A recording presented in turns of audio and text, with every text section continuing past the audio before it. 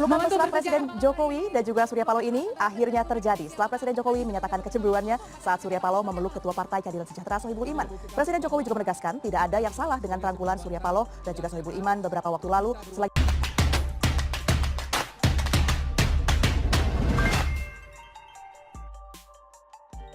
Surya Paloh ketemu Jokowi, mau pamit secara politik dan usung Anies, ditulis oleh Syardi dari siwar.com.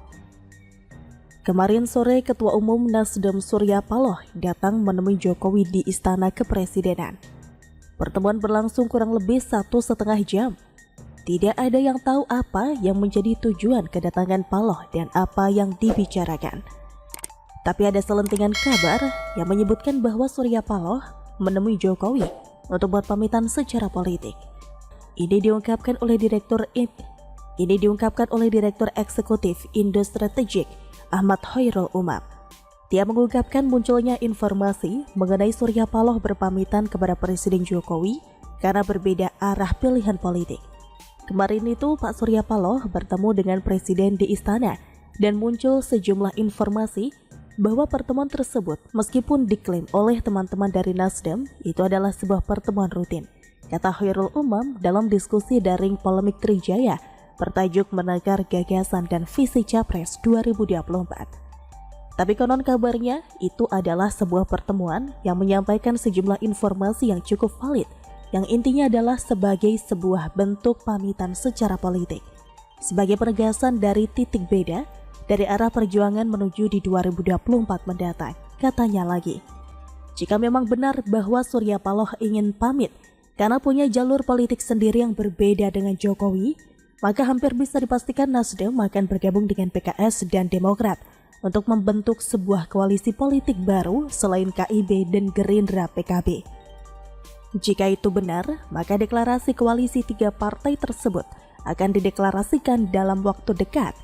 Sebenarnya sinyal ini sudah terlihat ketika Nasdem intens berkomunikasi secara politik dengan PKS dan Demokrat.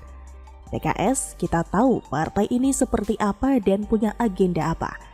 Langkah politiknya terlalu melenceng. Nasdem di sisi lain malah mau bergabung dengan PKS, maka bisa dipastikan akan satu frekuensi dan berbeda arah pilihan politik dengan pemerintah. Makanya tidak salah kalau ada yang menyebut Surya Paloh ingin pamit baik-baik dan meminta izin untuk jalan sendiri. Selain pertemuan antara Surya Paloh dan Jokowi, isu reshuffle kabinet juga mencuat.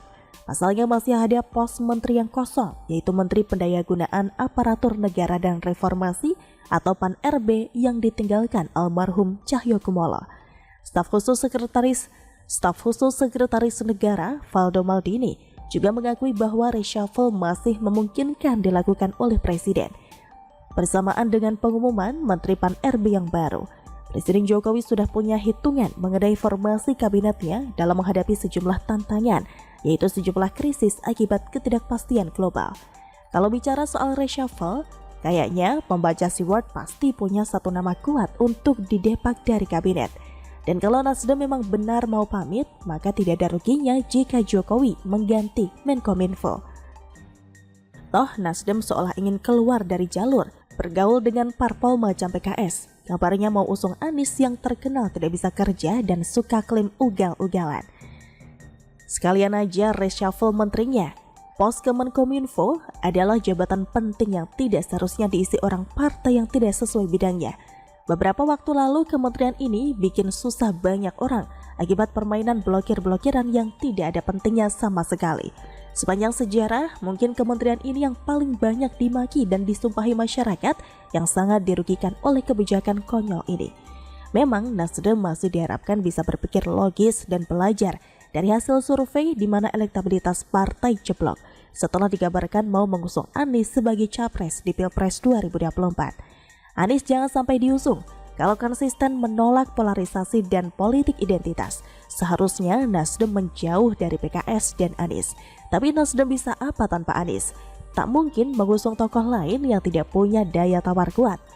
Memang ada indikasi Nasdem ingin mengusung Anies, apalagi tingkat keterpilihan Anies adalah yang paling tinggi di jajaran Dewan Pimpinan Wilayah atau DPW Partai Nasdem untuk diusulkan menjadi calon presiden 2024. Tapi Nasdem harus berkoalisi dengan parpol lain agar bisa punya tiket untuk mengusung capres. Tinggal tunggu saja sampai akhir tahun ini. Jika semua ini benar, berarti Nasdem mau berbeda jalur dengan parpol lain. Tidak ada jalan lain selain memberi pelajaran yang lebih keras, yaitu rakyat memalingkan wajah dan mengguremkan Nasdem seperti halnya Demokrat yang makin lama makin loyo. Bagaimana menurut Anda? Di pilkada yang mahal, lantas begitu udah terpilih pun ternyata penghasilan kepala daerah juga yang resmi itu tidak besar, lantas yang seperti Pak Alex bilang pengawasannya kurang.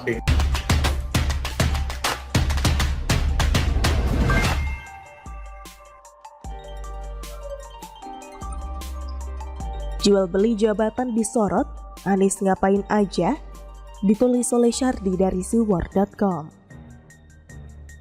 Pada tahun 2019 lalu, isu mengenai jual beli jabatan pernah mencuat, tapi Anies selaku Gubernur DKI menyebutnya sebagai keluh kesah ASN, bukan aduan material, sehingga jual beli jabatan pun disinggung sebagai tudingan, lantaran belum ada laporan dari pejabat yang mengetahui praktik tersebut di lingkungan DKI Jakarta.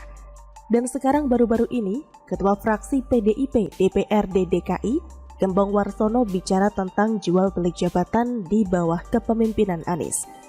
Dalam rapat Komisi A DPRD Provinsi DKI Jakarta tahun 2022, Gembong Warsono menyebutkan bahwa dia mendengar persoalan ASN mengenai jual beli jabatan. Hari ini saya mendengarkan persoalan ASN kita dalam penempatan jual beli jabatan. Saya sudah berbisik-bisik beberapa kali. Berapa kali saya sampaikan kepada Pak Asisten dan Pak Inspektorat, katanya. Dia menyinggung tentang jabatan lurah yang tidak bisa diisi berpuluh-puluh tahun, lantaran ada praktik jual beli. Karena tarik-menarik jual beli jabatan, sudah berapa oknum saya temukan. Orang itu berani mengatakan hanya untuk digeser, naik sedikit saja minta 60 juta rupiah, katanya. Jika ini memang benar, maka kondisi Jakarta di bawah kepemimpinan Anies Baswedan memang sangat parah. Jual beli jabatan sebenarnya bukan rahasia umum karena rata-rata masyarakat juga tahu akan hal ini. Di negara ini praktik suap, sogok menyogok, dan KKN adalah hal yang sudah capek kita dengar. Seolah bukan Indonesia namanya kalau tidak ada hal seperti itu. Tapi kalau ada banyak hal seperti itu di bawah kepemimpinan Anies, maka kita pun tidak heran. Apa yang bisa diharapkan, apalagi dibanggakan dari Anies? Kerja tak pecus, pintarnya hanya di bidang penataan kata dan kalimat. TGUPP yang dia pilih, jumlahnya bejibun sampai bikin geleng-geleng kepala. Jumlahnya lebih banyak dari jumlah Menteri Jokowi.